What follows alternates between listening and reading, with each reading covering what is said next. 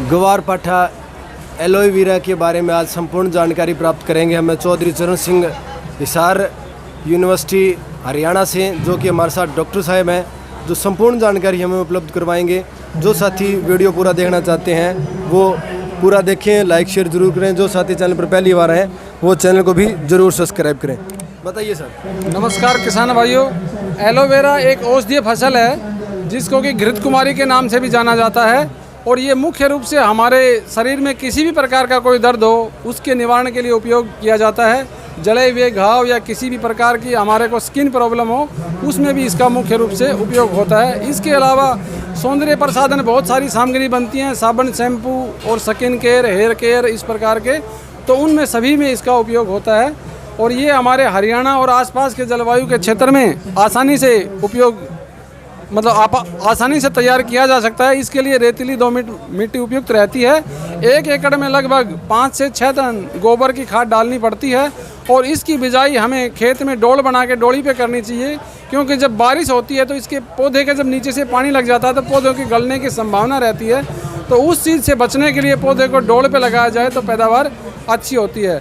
इसका लगाने का टाइम सर्दी के मौसम को छोड़कर हम किसी भी मौसम में लगा सकते हैं। पर जिन किसान भाइयों के पास में पानी की उपलब्धता नहीं है, बरानी क्षेत्र में रहते हैं जहां और कोई फसल लेना उचित नहीं है, वहां पे इसको आसानी से बारिश के मौसम में लगाया जा सकता है। जून जुलाई में जब अब अच्छी बारिश हो रही हो तो उस समय इसके पौधे से पौधा तैयार किया जा सकता है। आजकल टिश्यू कल्चर टेक्नोलॉजी से भी तैयार पौधे हरियाणा एग्रीकल्चर यूनिवर्सिटी में मिलते हैं, तो वहाँ से भी बीमारी रहित टिश्यू कल्चर से तैयार किए गए पौधे लेकर भी आप अपने खेत में लगा सकते हो। और इसकी पहली कटाई के लिए कम से कम 10 महीने का समय चाहिए और लगाने के लिए आपको पौधे से पौधे की दूरी जो है 45 × 60 सेंटीमीटर रखनी होगी।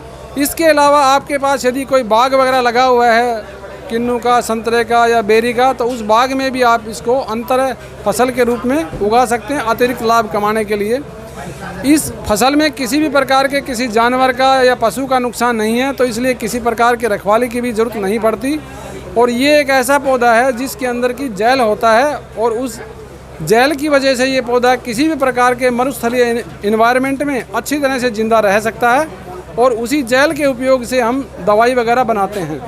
और जैल निकालने का संयंत्र भी आप लगा सकते हैं। यदि आप संयंत्र ना लगा सकें तो किसी भाई ने संयंत्र लगा रखा तो उसको आप हरे पत्ते बेचकर जैल निकलवा के आगे मार्केटिंग कर सकते हैं। या किसी भी कंपनी से, जैसे कि रामदेव की, पतंजलि है, डाबर है, हमदर्द है, इस प्रकार की बहुत सारी आयुर्वेदिक कंपनियां हैं, या फिर किसी भी प्रकार के साबुन शैम्पू बनाने वाली जितनी भी कंपनियां हैं, उनसे आप अनुबंध करके ये फसल लगाएंगे तो ज़्यादा अच्छा रहता है।